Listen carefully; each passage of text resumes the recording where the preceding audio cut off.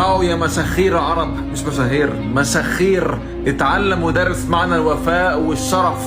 معنى الوفاء والشرف. هيدا الرجل اللي قدامكم مشهور ولك سرميته مش واصلينه، ولك سرميته مش واصلينه. هيدا الرجل بيلعب باوروبا، بيلعب بالدوري، كان يلعب مع تشيلسي ويلعب مع انديه كبيره، وهلا بيلعب بالدوري التركي.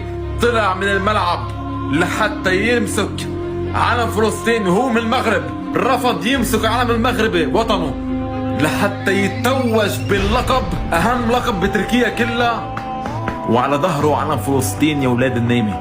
وهلا انت شو عذركم يا مشاخير عرب؟ انتوا شو عذركم هلا يا مشاخير عرب؟ اكسكيوز مي، نحن ماضيين كونترا مع شركات اجنبيه، والله مش قاضيين ندعم فلسطين لانه عم نقبض مصاري موني. هيدا هو عذركم؟ هيدا هو كسبكم؟